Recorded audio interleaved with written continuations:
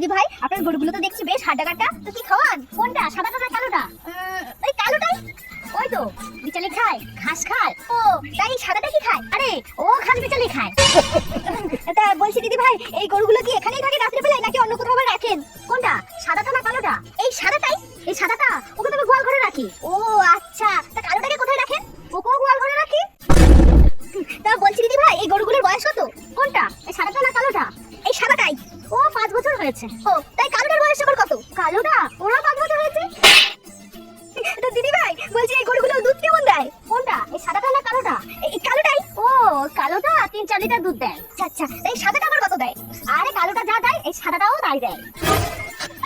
তো দিদি ভাই বলছি কি, এই গরুগুলোকে আপনি কোথায় স্নান করান? কোনটা, ওই সাদাটা না কালোটা? সাদাটা। এই সাদাটাকে তো আপনি নদীতে স্নান করাই, তাহলে কালোটাকে কোথায় স্নান করান? কেন, কালোটাকেও নদীতে স্নান করাই? দুধ ছাতা কখন থেকে প্রশ্ন পর প্রশ্ন করে যাচ্ছ, আর কি প্রশ্ন আছে? আমার কিন্তু অনেক কাজ আছে।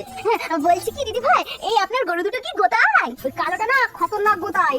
ও তাহলে সাদাটা? এই সাদাটাও খতরনাক গোতায়। আরে দিদি ভাই, আপনার গরুগুলো যখন একই কাজ করে, একই খায়, একই ব্যবহার আপনার সাথে করে, তাহলে আপনি একবার কালোটা, একবার সাদাটা, একবার কালোটা, একবার সাদাটা এরকম কেন বলছেন? একসাথে কেন বলতে পারছেন না? আসলে বোন, ওই কালো গরুটা আমার, তাহলে এই সাদা গরুটা আবার কার? কেন, এই সাদাটাও আমার। তবে তো দাঁড়াও বোন, দাঁড়াও। আসলে মিথ্যে কথা বলেছিলাম, ওই কালো গরুটা আমার শ্বশুরের।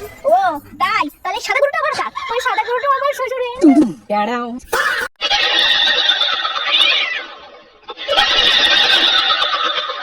হ্যাঁ চলে এসছি তো। হ্যাঁ বাড়িটা তো খুব সুন্দর হয়েছে রে, অল্প টাকায় ভালোই পেয়েছি বাড়িটা, বুঝলি? হ্যাঁ না না, কোনো অসুবিধা নেই, কালকেই চলে এসছি রাত্রেবেলায়। হ্যাঁ না না, কিচ্ছু অসুবিধা হয়, জামা কাপড় নিয়েই চলে এসছি। আর শোন না, আমার তোর সাথে কথা বলতে বলতে গলা শুকিয়ে গেছে, আমি একটু জল খেয়ে আসি, তাহলে রাখি? হ্যাঁ হ্যাঁ হ্যাঁ ঠিক আছে, রাখ রাখ।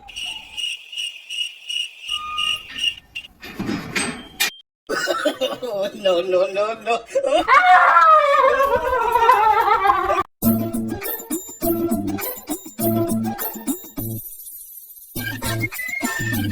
কি ব্যাপার বৌমা, তুমি এই দামি শাড়ি পরে ব্যাগ নিয়ে কোথায় যাচ্ছ? কেন মা, আমি তো বাপের বাড়ি যাচ্ছি। তার বাড়ি যাচ্ছ সে তো বুঝতে পারলাম আমি তোমার সাজগোজ দেখেই।